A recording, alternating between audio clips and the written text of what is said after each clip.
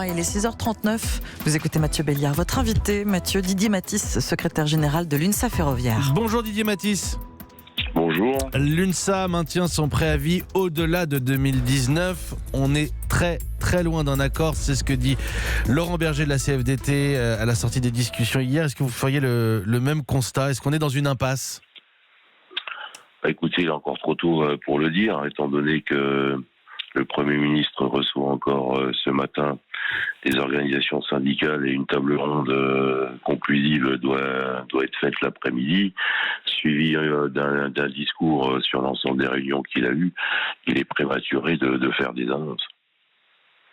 J'entends bien. Cela dit, on a quand même le sentiment qu'il y a des choses qui ont été dites hier en face à face. Les choses seront certainement différentes aujourd'hui puisque ce sera une multilatérale, comme on dit, l'exécutif avec tous les syndicats. Le Premier ministre dit qu'il y tient à cette mesure de l'âge d'équilibre. Pour vous, ça reste une ligne rouge ?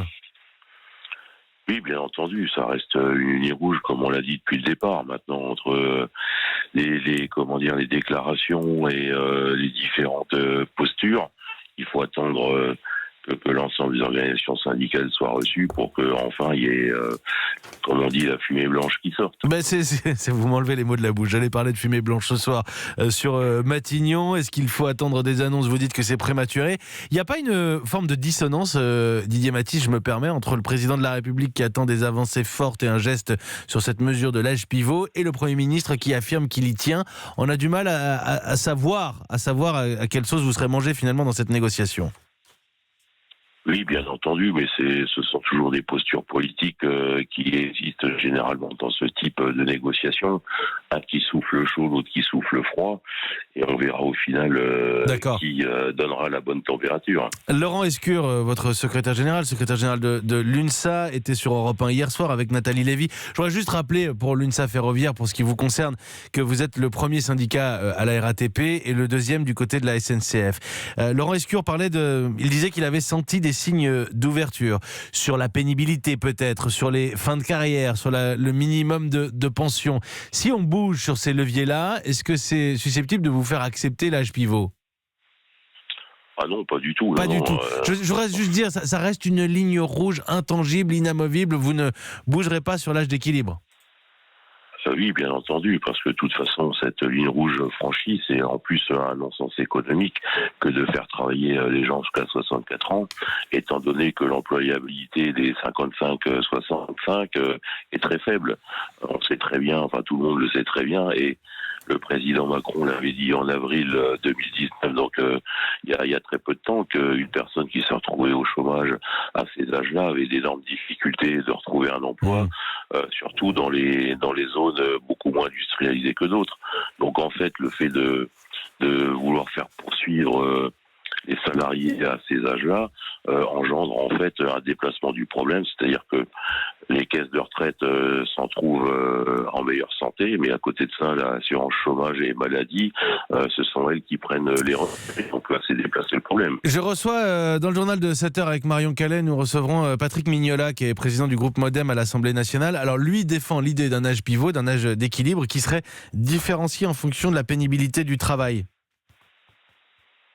Écoutez, à titre personnel, je trouverais que la mesure est très bonne, mais comme ce n'a pas été évoqué depuis le départ, mais moi je le dis sur les antennes, que l'espérance de vie en bonne santé est très différente d'une catégorie sociale professionnelle. Bien sûr, selon les cadres et les ouvriers, ça on l'a beaucoup rappelé, beaucoup souligné, y compris dans la voix de vous-même, Didier Matisse, ou d'autres syndicats. Mais est-ce que ça, c'est une mesure qui pourrait vous faire accepter de franchir cette ligne rouge ? Après, tout dépend comment serait mis en place cette mesure. Parce que l'espérance de vie, elle est à peu près, je crois, de 13 ans entre les ouvriers, un ouvrier et un cadre supérieur. Donc, il faudra adapter la mesure. Quel serait le différentiel ? Faut voir dans le détail. Mais voilà, j'essaie de comprendre. Je parlais de Laurent Escure tout à l'heure, de l'UNSA, qui parlait de signe d'ouverture. Voilà, là, j'essaie de déceler un signe d'ouverture chez vous. Oui, vous n'êtes pas fermé là-dessus. Exactement, l'idée de départ est bonne, il faut voir après comment elle est appliquée, parce que souvent il y a des bonnes idées, c'est leur application qui en sont très mauvaises. Pour l'instant, tous les syndicats de cheminots refusent une idée de trêve pour Noël. Pour l'instant, Didier Matisse, le mouvement continue et des trains seront à l'arrêt le week-end prochain et dans les 2 semaines qui suivent.